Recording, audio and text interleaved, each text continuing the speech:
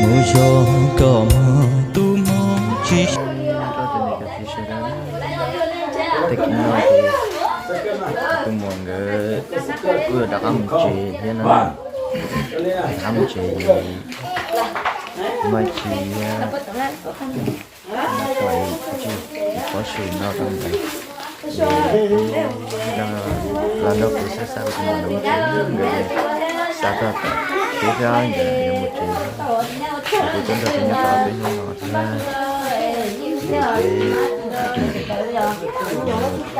sẽ sao cho mình một chuyện nên chỉ gì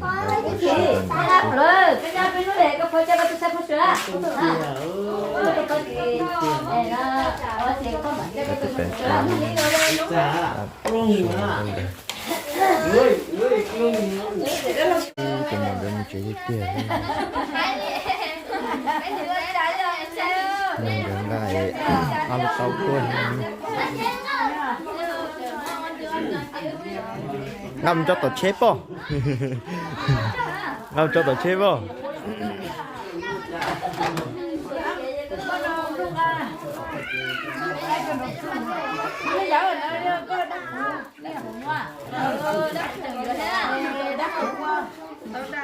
mẹ tư lấy được tàu là đắp ly của cô cái này nó cái chuyện mà cha leo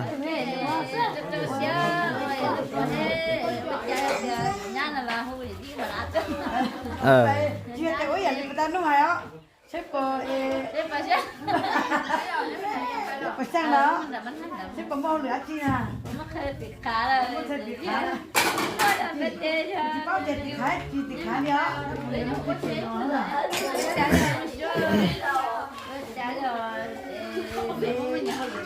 có thể ngay từ tổng là luôn giờ nó chỉ mình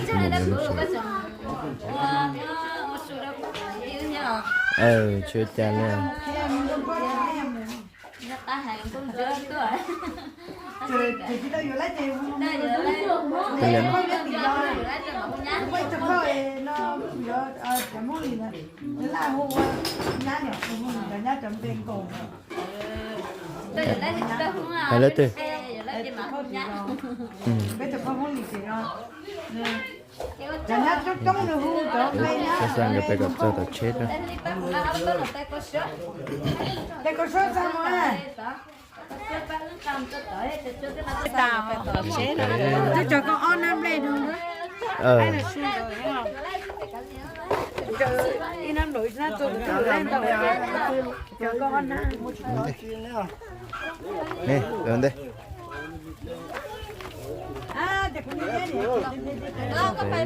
nè cái này liền đã nó ẩn cái bay bị lớn luôn à tổ chế lỗ nó chỉ chết đâu cái bài mà ta lo nữa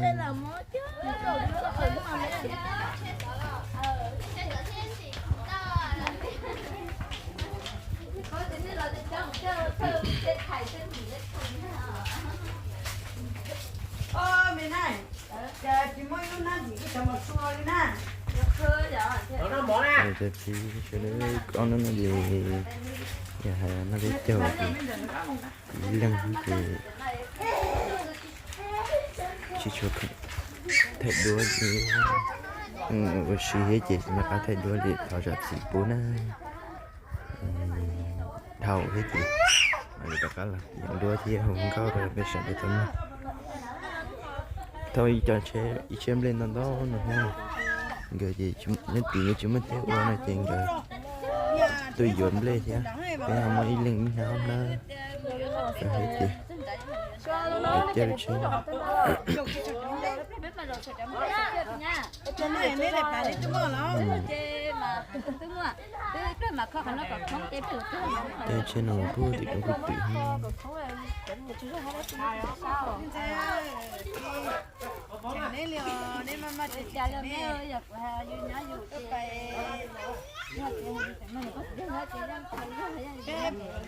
cô lại nó ngay là phụ nè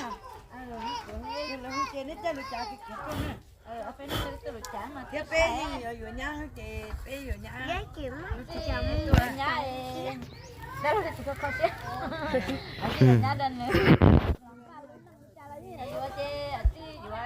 ôi ý ali thôi em có luôn năng theo đi chung ít chúa thế để mà nó đi cứ cái rồi cũng như vậy cũng là cứ có chân rồi các bạn nhớ nhát rồi nè cái ta mà cho này nè tia nhớ cái tuyết tu lệ các bạn nhớ nó quên nó thương nhiều đó luôn nhưng mà nên tôi có bé chúng ta nên như đó toàn cho của tôi mà lúc này của tôi cũng có Nó tụi nó sao mua nó chỉ sao ai ai cái lấy tôi cái hết bây giờ cái tôi mới có dâu tôi lên chị sợ chị đó nên chị cầm mua nó chơi chứ nó nhóm à bên này bé bột chuối khó cho cái số linh à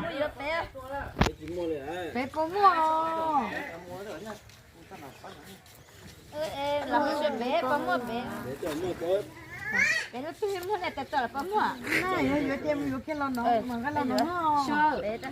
mà ăn lúc ăn thì tao học có hai phim ở đâu nó nhỏ cho cái đó nhớ trời ơi học cái thằng gì đó thì nói ư thế à nhưng mà chỗ cái phái đâm nhỏ giống nó xí kìa Nếu tụi cái cũng mới chơi kia nè ai chứ mà đi nếu cái là ngon nó thì chả có cú rồi nó sẽ bé lấy cú nữa bây giờ đây là mình nhiên liệu không nào giờ đã chưa đây là người tôi mua anh sẽ người tôi mua đây có mọi người nói đấy nhiều muốn nhiều tua mà đây luôn cái gì nó ngọt kia à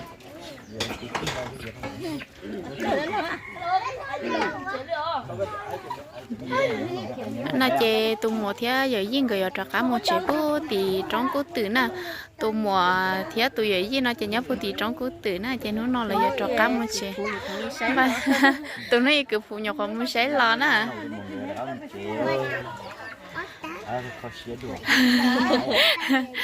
này có mùi có lon ở khó xé vậy hết là người tuổi người trò cái gì bé giờ khó xé đó thế bữa xưa chị mà chị đâu nè liao tôi cho bé để chị lấy giá chị liao khó khởi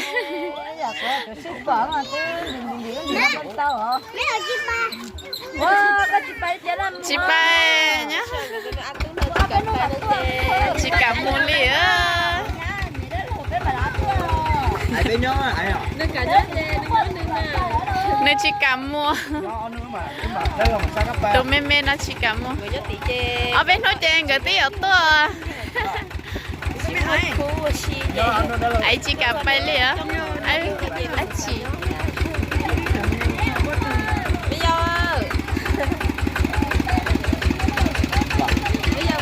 bây giờ thì phát sửa đó phát sửa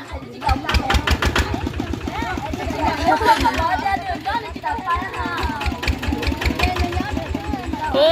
bán này tú nó mà xịt xịt rồi này bán này tú nó tí trời tôi xịt xịt rồi đâu đó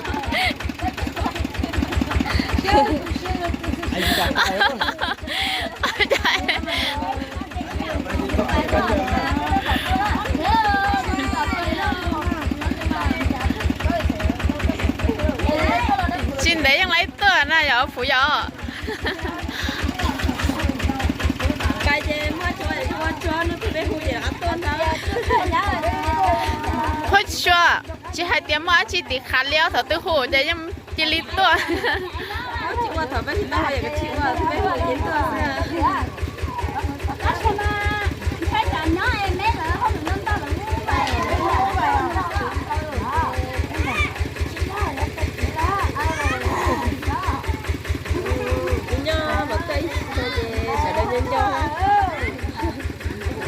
vậy á tụi men để chơi có chỉ cảm mua đi nếu tôi cho chơi bé nhau chơi chống lò chơi nên chỉ sợ mua đi nên sự sản đó bé nhau đó họ tiền gồm mua nhau chơi gồm mua nhau gửi kho chơi chỉ sống mua nhiều dâu chống nè tôi chỉ lấy xíu cô chơi cô té là cô chẳng băm ba thế Hãy subscribe cho kênh Ghiền Mì Gõ để không bỏ lỡ những video hấp dẫn.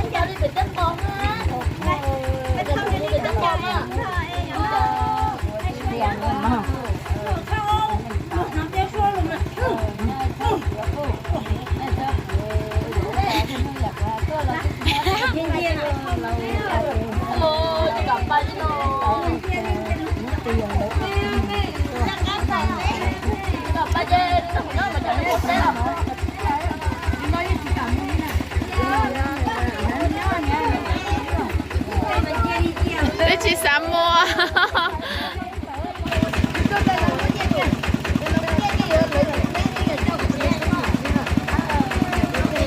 Giờ mua chế liền đó, nên chị sắm mua liền.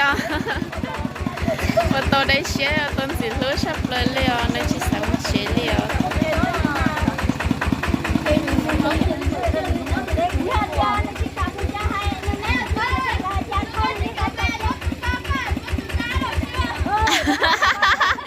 Tôi tỏ vô mua.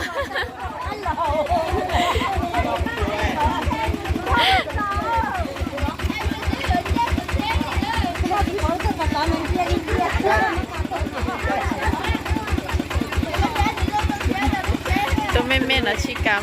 tôi họ nó chỉ cảm mua họ tôi sợ tôi mê sợ nó chỉ họ dùng mua xí.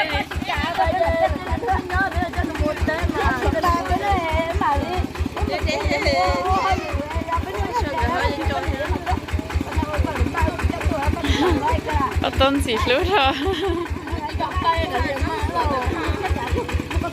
Wow. Ở tôn chỉ lú thôi ở phía sau.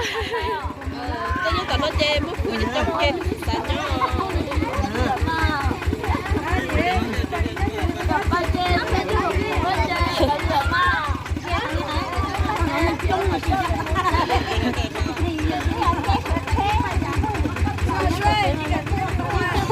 Wow. Wow, chị luôn hả tụi mẹ. À chị ơi, các mấy người chị bố các nhớ chơi các món bên nó mà đặt cái tôi được. Hứa chị ấy giờ. Chị ơi, tôi sợ nó hô chị ha tôi tỏ hô với chị. Mà mua. Con gái tôi cái xin chào thế. Chị cài ở nhà đi nữa mà. Đi ở nhớ. Wow. Chị nhớ nữa nó mà. Cái cầm mà.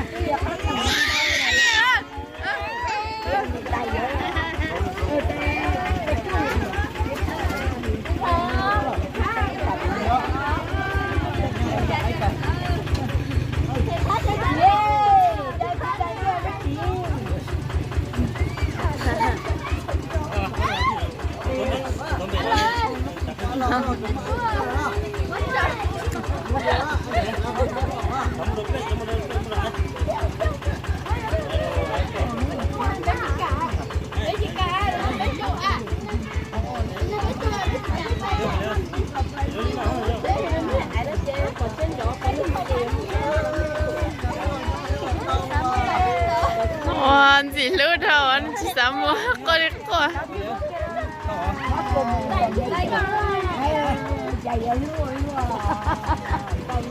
Nhớ các bác mình nhau thì nó món nha. Chị nó món nữa thì cháu nhớ thì nhớ ơi. Em thật cái này sao thì đây xe liền.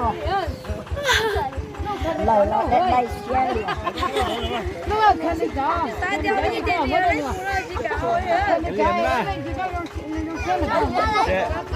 Mất thời gian Anh liềm mà. con điểm khởi cỡ đó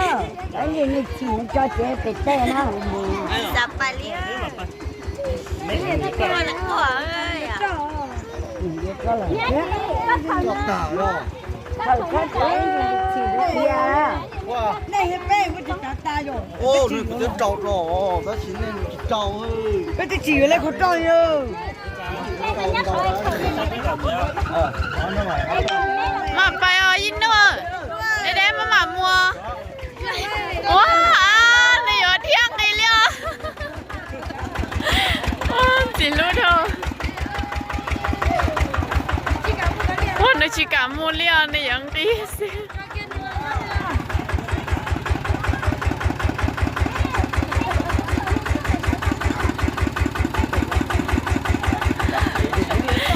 Phải cho một chỗ trâu để bé.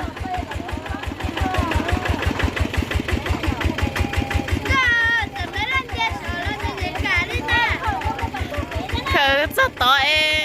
nơi mé mà lo quân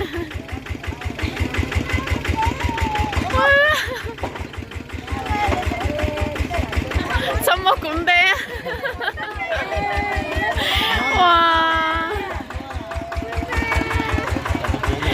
nhìn nó đây nhìn nó ở chỗ đó nhìn nó không có chỗ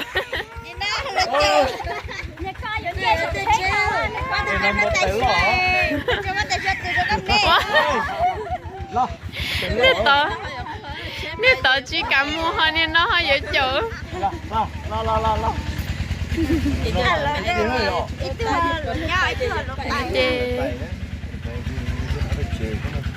nè nó là sao tôi mong cái muốn chế nó xí